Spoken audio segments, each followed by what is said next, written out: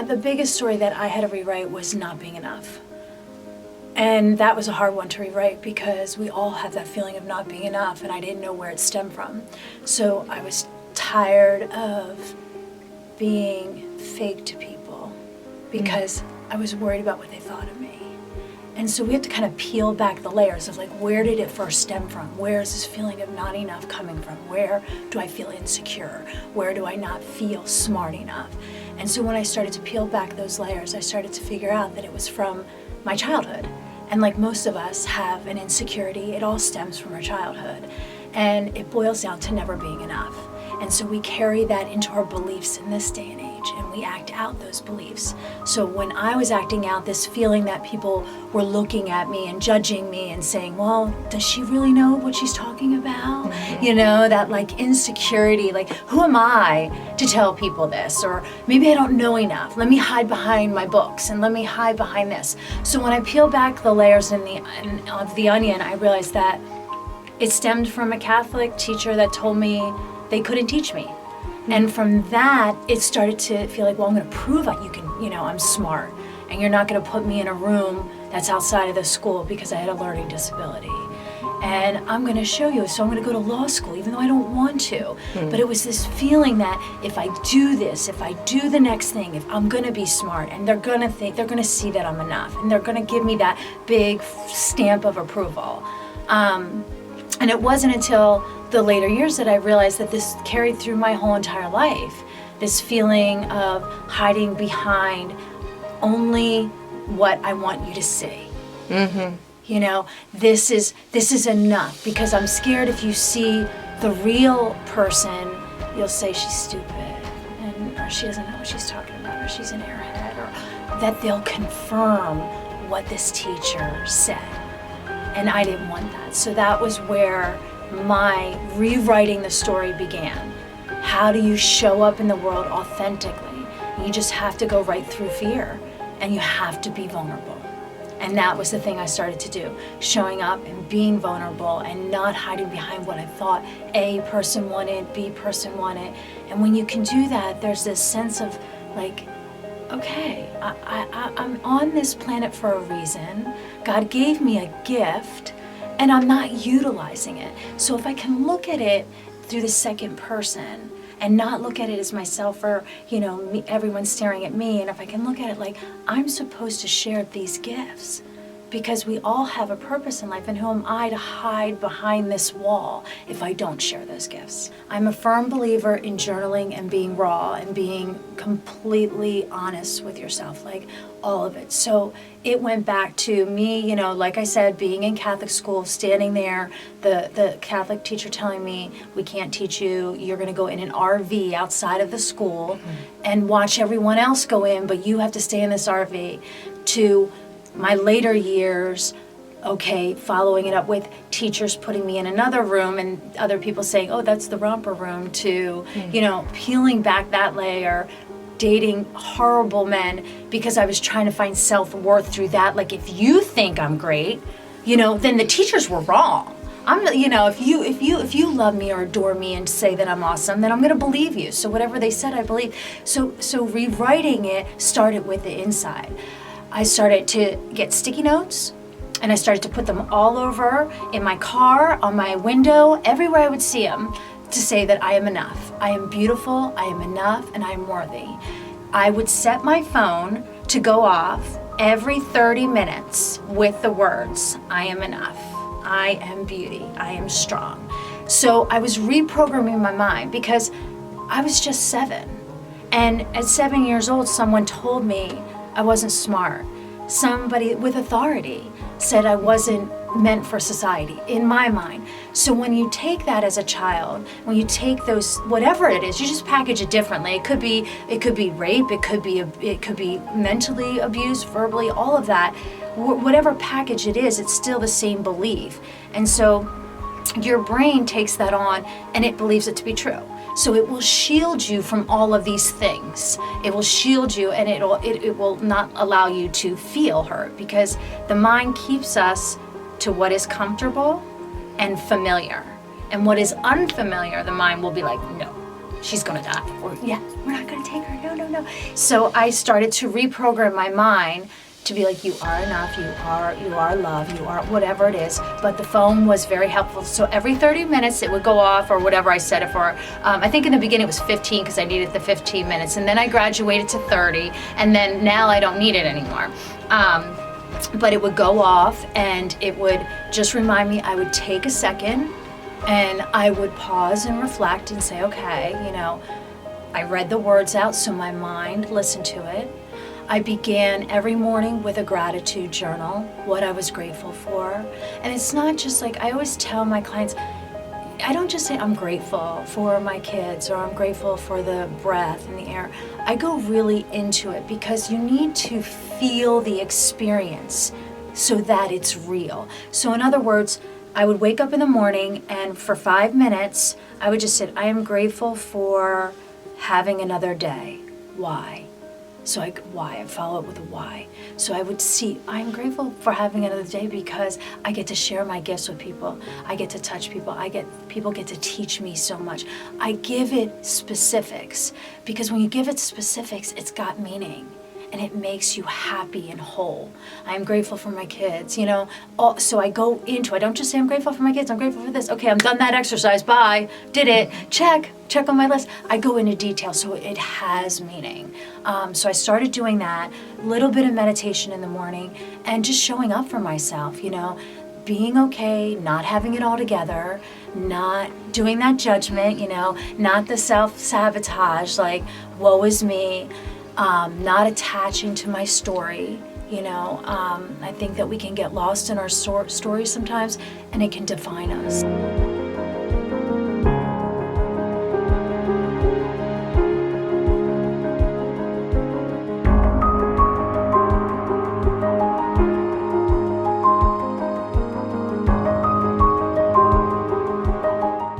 That was so beautiful. Thank you. Oh my gosh.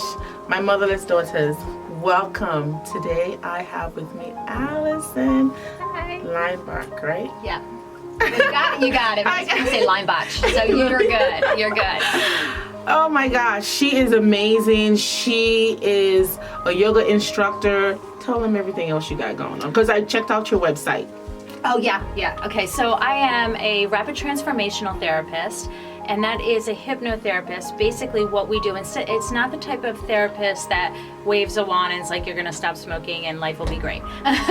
Ooh, no, it's based out of a UK, Marissa Peer, and basically what it is it gets to the root cause of what your issue is. So I have clients that are abuse, and we'll take them back to a scene, a cause that has all to do with why they're still doing what they're doing, like not having the best relationships or always self-sabotaging themselves.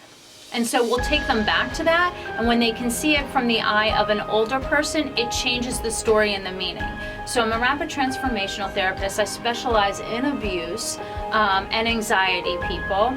I am a yoga teacher. I'm also a Reiki healer, and I believe in all modalities. So the way that I coach clients is I use all of these modalities to help the person transform into what they're meant to be, whatever that is for them.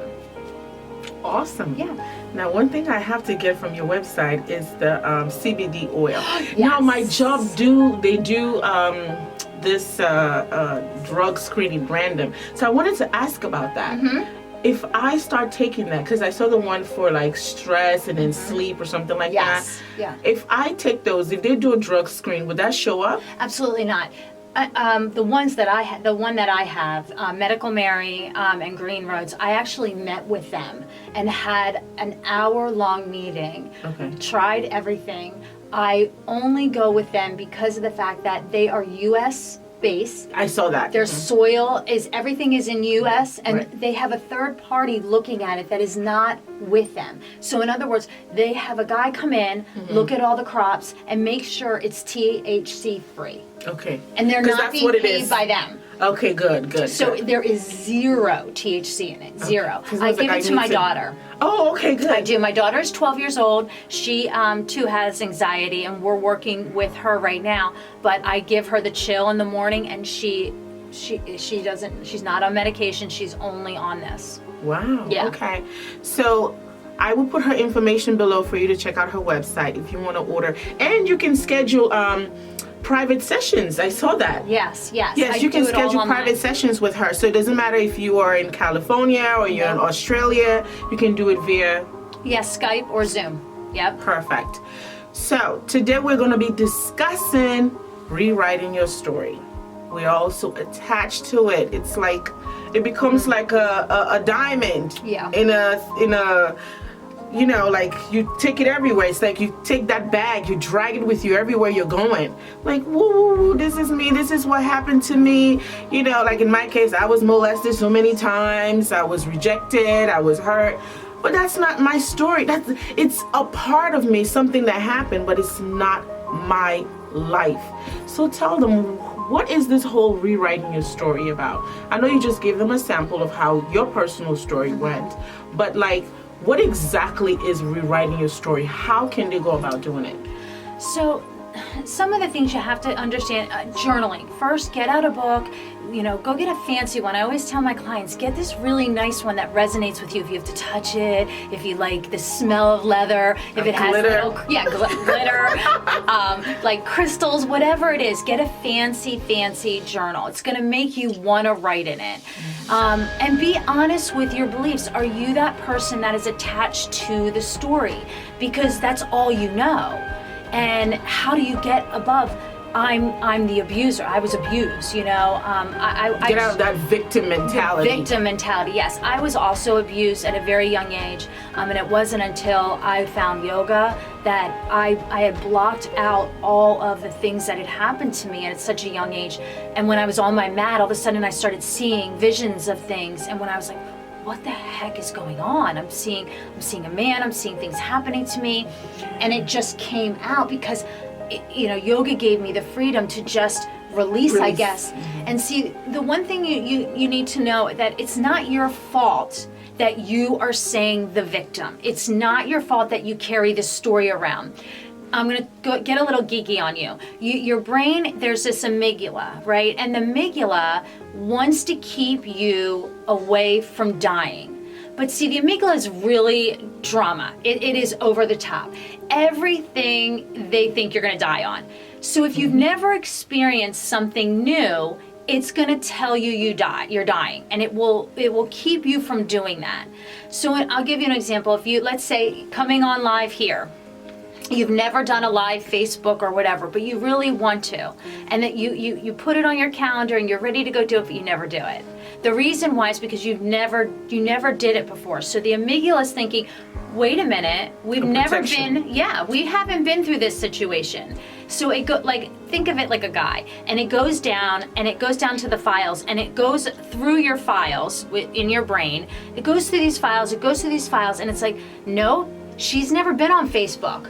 So she's gonna die. So it confirms to the conscious mind, look, we don't have any data that she's on Facebook Live. There's no data here. So the conscious is like, yeah, okay, no data, she's gonna die. So it sends signals that to protect you because it thinks that obviously you're gonna die, but you're not. So what you have to do is make the things that are unfamiliar familiar. Everyday repetition, just like I said when I started putting I am enough, and setting my clock and making sure the timer went off.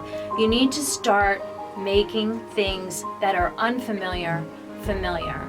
So how do you do that? How do you know who are you without that story?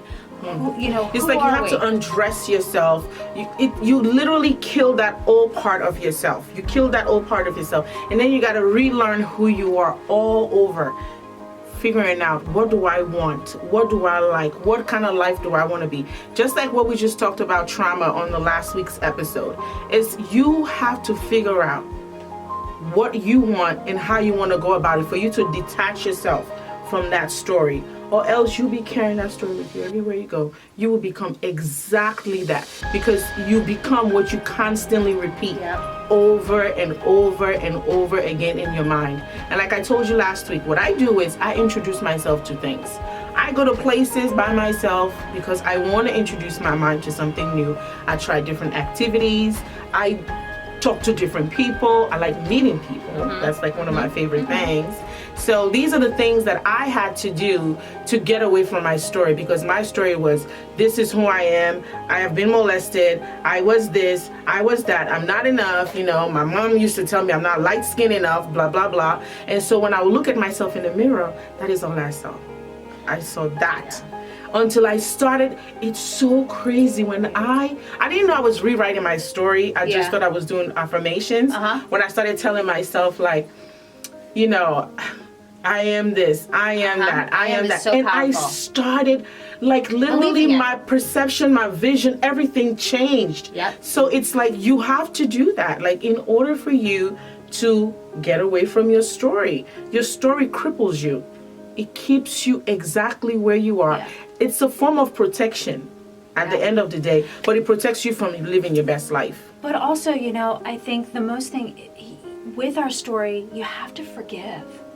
And that's a hard one. Oof, we're going to talk about that next week. Yeah, you have to forgive, because if you can't forgive, then you can't show up who you are. Your story made you. It got you to do all these wonderful things for all these people. So in a way, like I always tell people that if we can look at the events in our lives that are not happening to us but for us, it changes our hold on it. And I know you're all looking at me like, oh no, it ain't happening to me. That I didn't want to happen to me, you know, for me. I know it is at the time you don't feel like it. No, but if you look at now, wherever you are, what are the positive things that are transpiring because of X? And if there aren't any for you, let's make them. And so like I said, do the gratitude every morning. Get specific. The second thing that I did was I started to visualize what I wanted my life to look like. Yes. And I didn't just do, I would love a beach house. No. No. I had Specific, to be, yes. the smell. Like I woke up in the morning at 7 a.m., the alarm goes off and I hear the ocean outside of my window. I walk down to smell coffee and my dog greets me. I take out the emotions, leash, and all of it, everything. all your senses, how you want it, because everything that you are doing, everything that you see in your world right now is your creation. And I know you may not believe that, but I'm telling you, what we see, we create. Our energy, everything that you see is what you're creating. So if you want to create something better, you need to write it, you need to read it, and you need to believe it. Because what you see, you put out and you receive for real. And forgiveness, and that's a hard one until you can forgive yourself. You have to start with yourself. Have to. You have to start. You cannot forgive if you don't know how to forgive yourself. So if you're mad and angry at yourself, you have to work on you. At first I used to think, oh, I forgive. Yeah, but you don't really forgive. No, I know. I did the same thing. It's like, it was a fake forgive, like hoping the universe would catch on to me. Yeah. It's like a thing you do, like, I'm doing something good. I forgive. Yeah. And then I see the person, I'm angry. And I'm like, but wait a minute. But those are your triggers, and those are your lessons too. You know, I always say when I'm angry at something or something shows, or I see a person that just really, I'm like, why do I not like them? And then I go back. It's a trigger because it's something in my past reminds me of them. Oh yes. So they're triggers. our biggest. So I'm like, I know why. It's not about you. It's really about me and my whole trust issue, my whole thing that you're trying to take advantage of me because of, you know, all of those things. So they always come up. It's recognizing them and you know, being okay, forgiving yourself. It's not your fault, and you don't have to live your whole life a victim or in hell. You know what? Talking about that, is it like that whole victim thing? That's a comfort thing, I feel. Yeah. You know, it's a place that we stay to just, it's like not taking ownership of your life. The victim is like, we want to hold on to that victim because it's like, I know this shit, right? Like, this is my shit. And if I let it go, then I'm going to get new shit. And I don't know about that shit. So I'm going to stay in this shit because this is familiar. And that's what I feel it is. You know, it's it's your tagline. Who are you without that thought? Ooh, your tagline. Yep. It is. And it was mine for so long. Like, it was, you know, until I finally was like, you know what? I had to be open and share from a different perspective and just say, you know what? this is how I'm feeling, this, I'm not stupid. Like an example would be how you can go about this, and if truth or whatever is your issue, just showing up and speaking your voice, because as women, we don't speak our voice. We allow others to take, because we have this guilt thing that was torn from childhood. Women should be this. Yes. Men should do this. I'm so sick of that. Yeah, and the label. And so we carry that label to now. And we're like, well, I don't want to hurt his feeling, or I don't want to hurt their feelings, and I have to be everything, because that's what, no. Women are so strong. We're so powerful. And if people would stop thinking that we're only this way and men are only this way, and let us shine and let us do our part, it would change the way people see women and men. We're not labels, we're human beings with emotions, men and women. And sharing vulnerably and sharing openly, you're able to knock down some of those walls. So I had to face my fear and just start doing that. And it just starts little, and when you do and you see how you feel, it starts trickling, and you're like, blah, blah, blah, blah. Everybody, and the people are like, all right, you talked enough. I don't need to hear you anymore. Or like, but I need you to know. You're giving them permission. When you become vulnerable, you give others permission. So for my motherless daughters that are so terrified of yoga. Now, I did yoga, okay, and I did it in college, and then I stopped, and then I go back and forth with it. And at home right now, I do it like when I wake up in the morning, just stretches and stuff like that.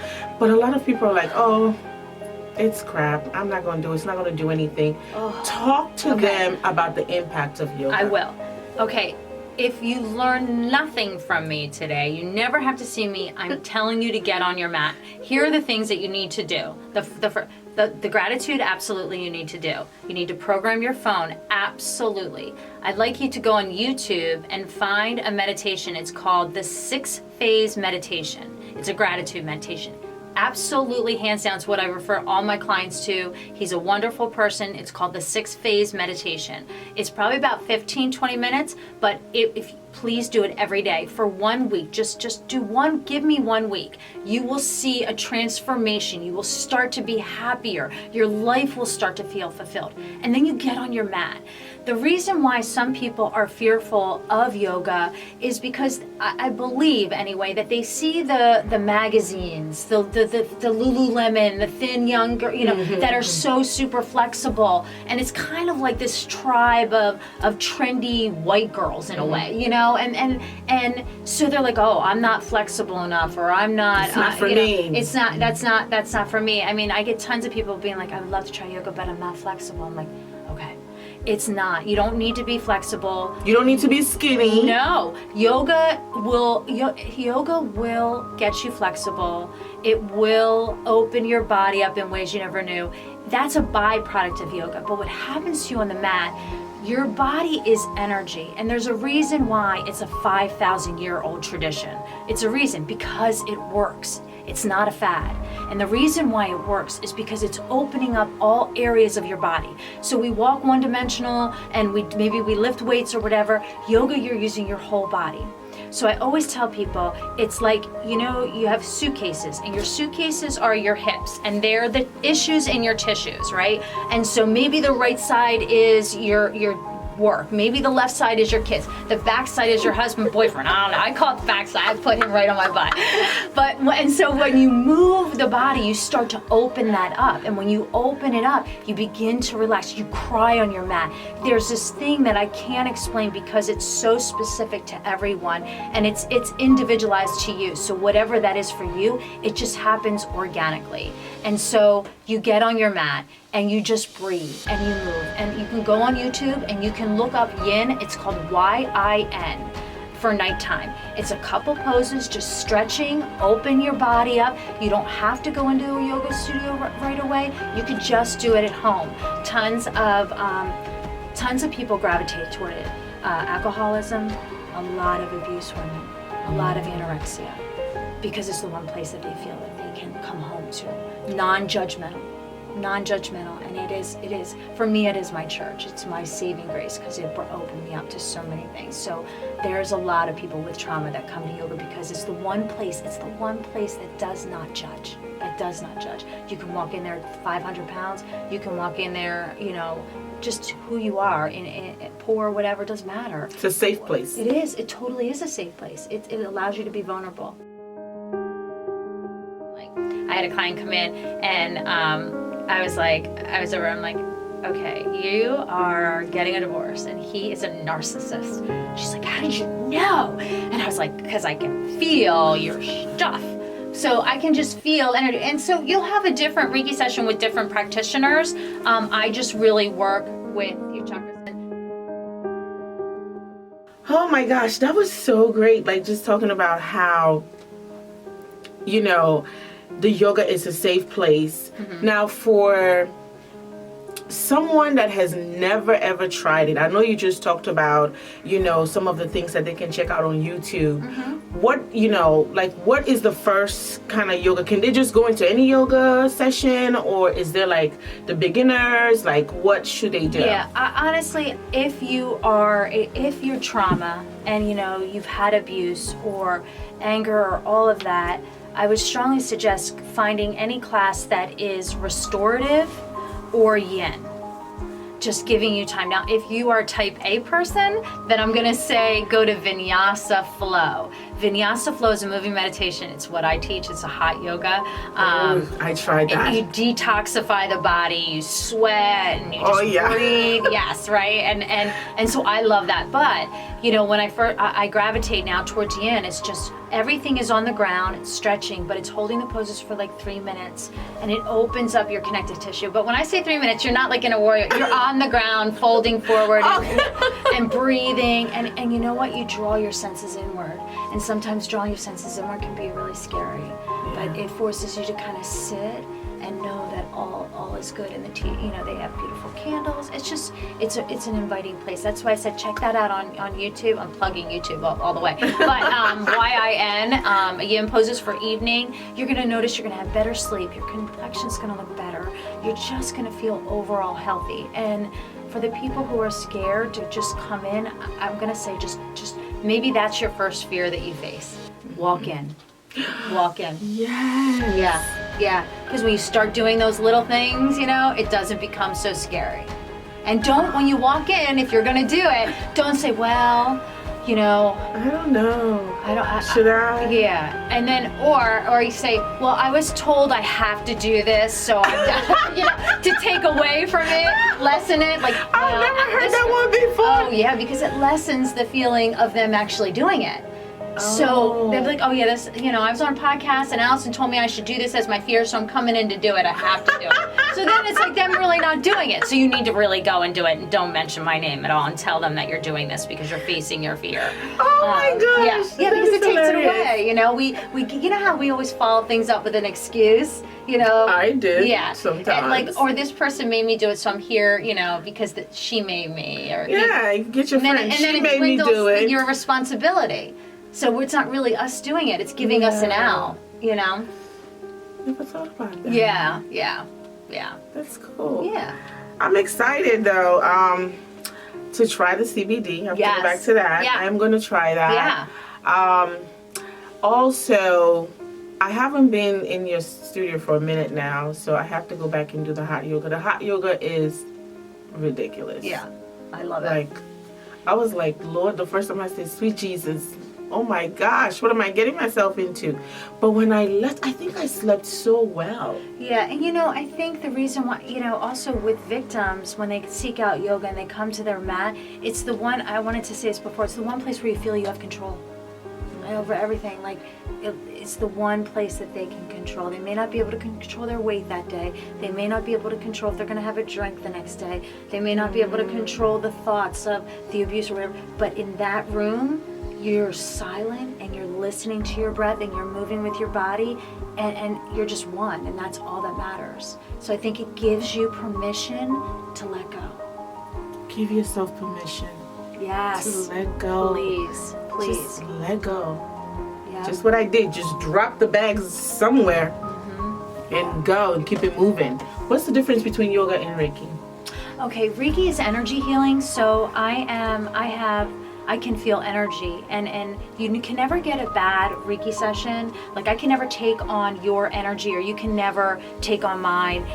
No devils coming out of you or anything like that. That's what I was afraid of. Yeah. I was like, someone's energy on me. You know, I don't know how I feel about that. Yeah, it's only yours. So I come in and I use chakra healing. So I use crystals, and you have, you have 7 chakras, and they go up and down. So when one is blocked, I open that up. So what I will do is I have crystal singing bowls. I play them.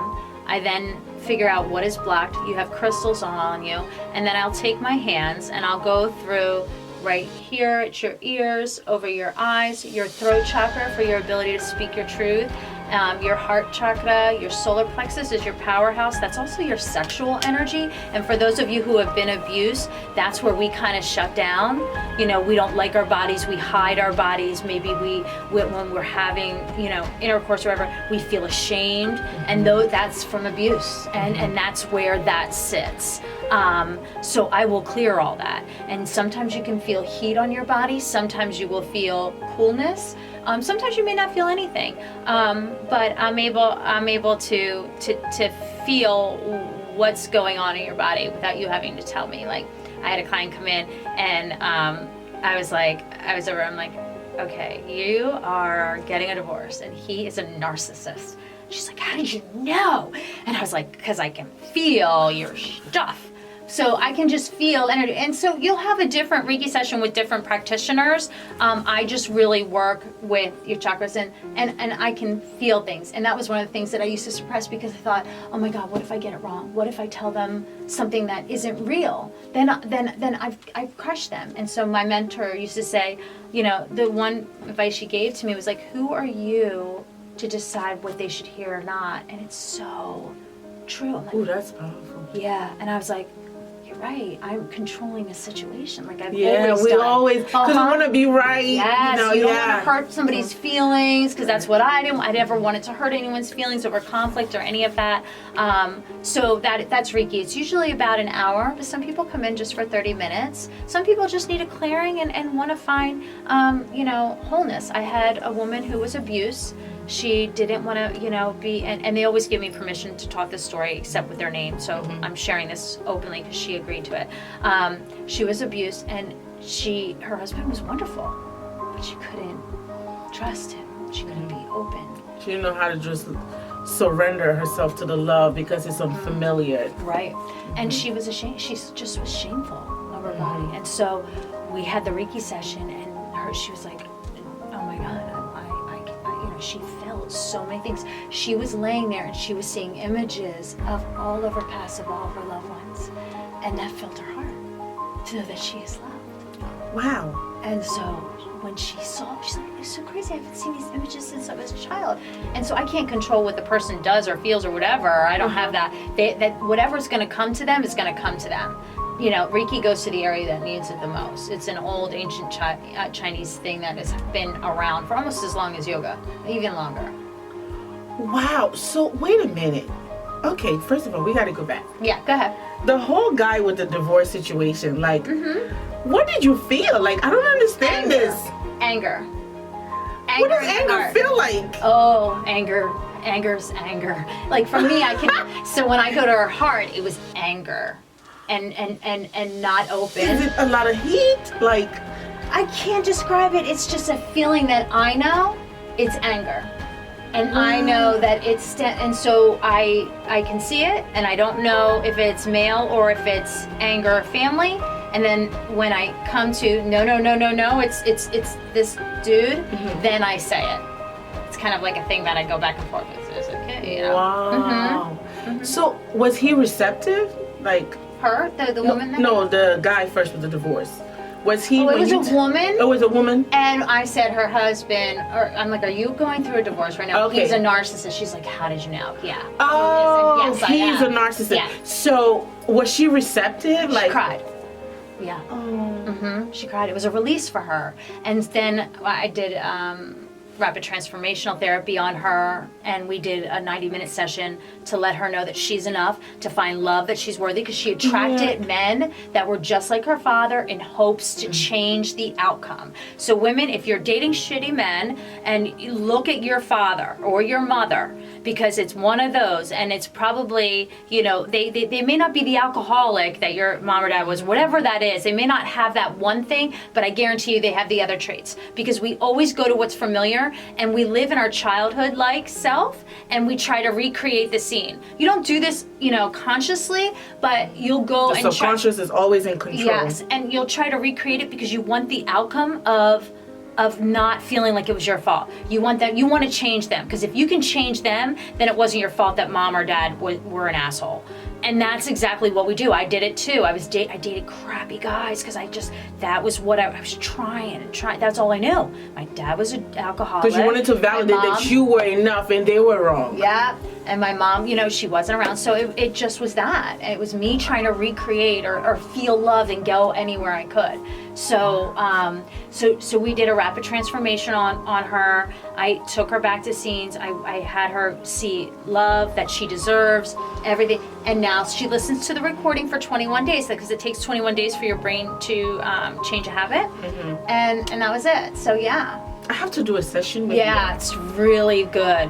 You release all of it, because, you know, we hope when you can see. So with abuse, if that's where they want to go and they want to love and they don't want to feel that anymore, I'll take them back to the scene, the root, the cause that has all to do with them feeling that they can't move on in their lives, and they'll go to the scene, but you won't relive it. Mm-hmm. It's like watching a video, you know, and you're just watching it. You're not reliving it. You're just seeing it on a screen. And there's something powerful, because I give you back your voice there.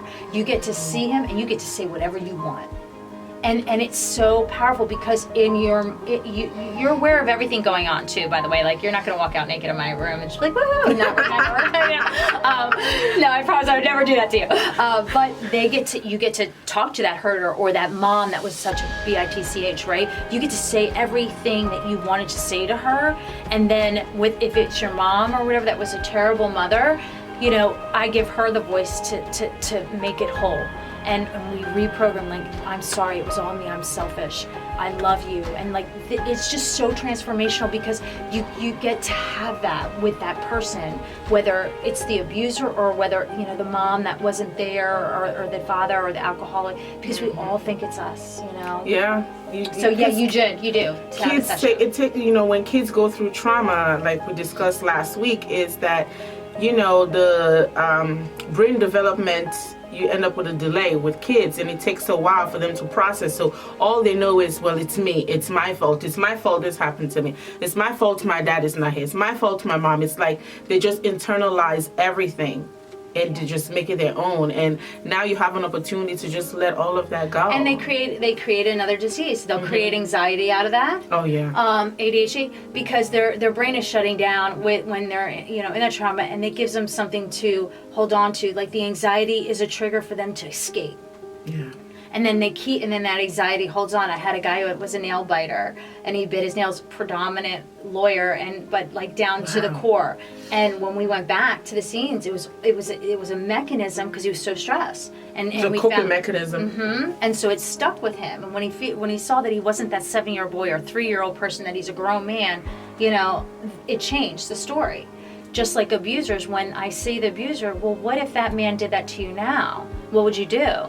They'd be like, I kicked the effing shit out of him. And I'm like, yeah, you would, right? You're not that little kid anymore. Right. And then they're like, yeah, when you can see, when you know, it sounds so easy, but when you're under, your subconscious mind's like, oh, yeah, I would kick their ass. Of course I would. You know, and it just doesn't give it any more weight. Yeah. And you walk out lighter and freer, and you're like, okay, I know this happened to me, but it's not going to continue to happen to me. Meaning that story, I'm not going to drag it around like your suitcase, like you talked about.